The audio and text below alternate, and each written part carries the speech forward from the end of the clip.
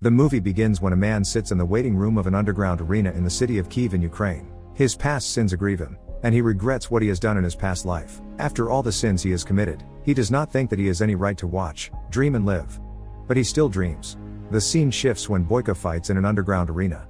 The opponent fights back with his entire force. The audience is watching the game to support Boyka. The people in the arena shout Boyka's name to encourage him. They are betting on him, and suddenly, Boyka lifts his leg and hits the opponent boxer's face with full force. The referee comes when the opponent falls to stop Boyka from hitting once more.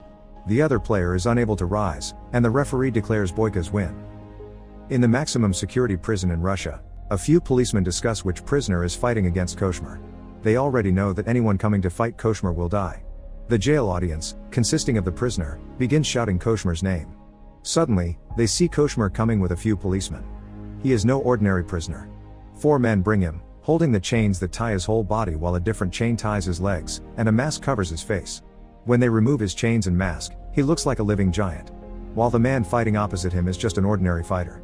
Koshmar gets in the ring, and the opponent fighter punches him a couple of times.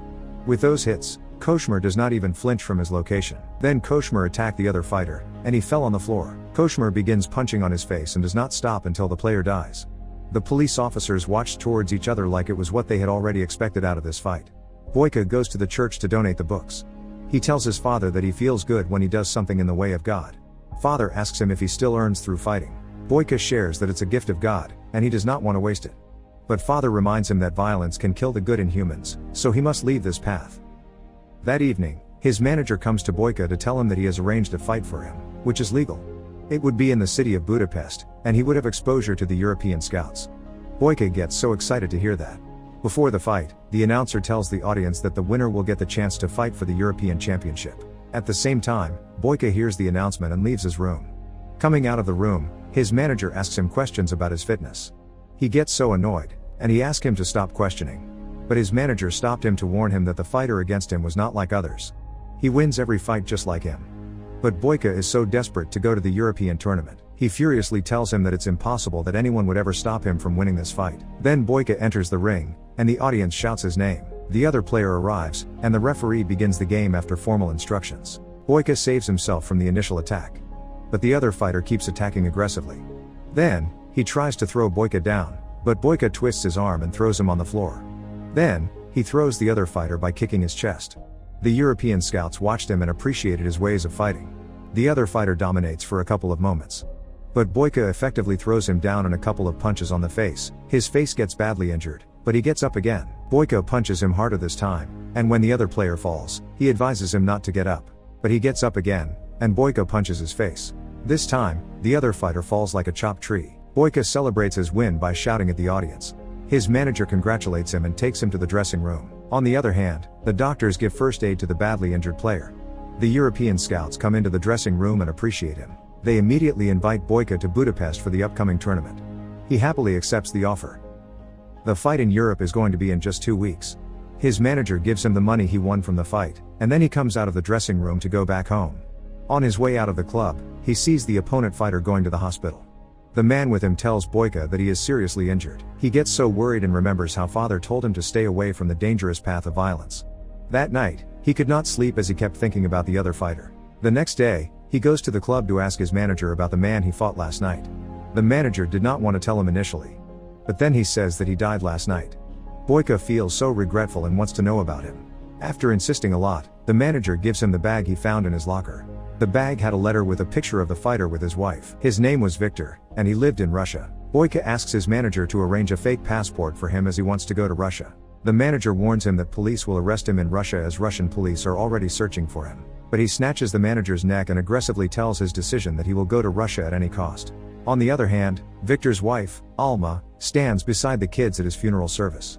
As the funeral service ends, Zurab comes with his men to the church. He takes Alma's side and asks her about the debt. She does not want anyone's help and tells Zurab that she will pay every penny of debt they take. On the other hand, the manager gets the fake passport and advises Boyka to return in time. In addition to that, he advises him to go to Russia through the private Virginia. The army at military checkpoints does not investigate much from the passengers. As the manager advised, he used the private van. The soldier asked him a couple of questions at the checkpoint and gave the passport back. Soon, he entered the city, where he could find Victor's wife, Alma. After keeping his luggage in the hotel, he takes out the letter that he found in Victor's locker. Then he hangs the cross on the wall. Afterwards, he goes to the address written on the letter. Soon, he finds Alma standing beside a little girl. She notices him looking at her. But a few moments later, a car stops. Alma sits with the man in the car and goes away. He asks the gatekeeper if he wants to talk to her. So he gives the address where she works. She works at a private fighting arena. Boyka watches the fight, and his eyes look for Alma in the arena. At the same time, the owner of the club, Zarab, watches the fight, and the girls serve drinks in the club. The fighter wins, and suddenly, Boyka tracks Alma standing at a distance, serving drinks to the guests. She notices him again and gets angry that he is following her. She asks him what he wants from her, but he declares that he only wants to talk. Suddenly, a few men surround him and tell him to get out of the club as he cannot talk to Alma. As they get out of the club, Boyka asks him when he can talk to Alma. The man gets harsh and says that he can never talk to her. He gets angry and beats every man. Zarab watches the fight and comes out of the club. He appreciates his fighting style and offers to fight for the club. But Boyka declares that he is not interested in the fight and only wants to talk to Alma. Zarab says that he owns the city, so Boyka will never be able to talk to her. Hearing that, he silently leaves the club. The next day, Boyka hits the guard and gets inside the community center to meet Alma. She gets so happy to hear that Boyka met her husband. But she gets so angry when he shares that he was the one who killed him. She does not accept the money he gives and refuses any of his help to pay the debt that she and Victor took from Zarab to build this center for kids. On the other hand, Zarab sees his fighter and tells his manager that he wants a better fighter. At the same time, Boyka enters and asks Zarab how much debt Alma has to pay, as he is ready to pay all her debt. Zarab and Boyka make a deal that Boyka will fight for him to finish Alma's debt. They decide that Boyka will win 3 fights to end the debt. They decide each fight on alternative days. Boyka is surprised that Zarab knows who he is. Then Boyka tells his manager to arrange another ticket after a week. The manager warns him, but he does not listen. Outside the club, Alma refuses to accept his help. She angrily tells him that she does not want him to fight or pay her debt. But Boyka declares that he has a burden on his conscience. He wants to hear her for his peace. He goes to the club for practice. A local fighter restricts him from using his punching bag. Boyka throws him down in a single punch. That night, Boyka gets in the ring for the first of 3 fights. The other fighter is not even nearly as good as Boyka.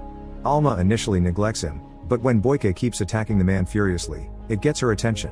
Boyka soon wins the fight by throwing the fighter, but he does not punch him in the face when he could. He intends to win, and he does not want to kill the fighter.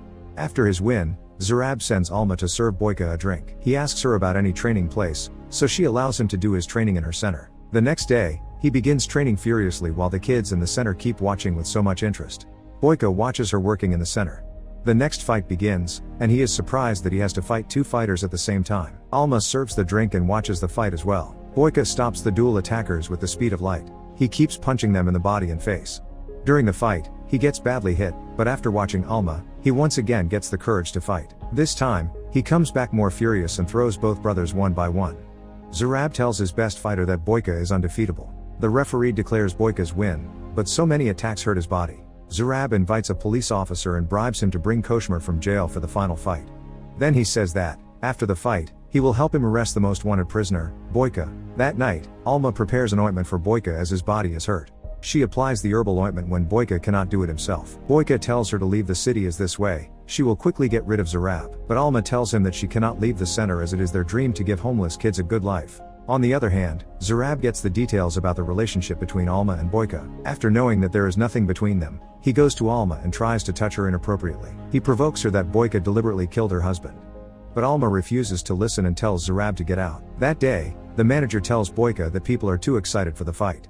So he must get the bus at 9:30 at night. As he returns to his room, he sees Alma waiting for him. She wants to know what happened the day his husband died.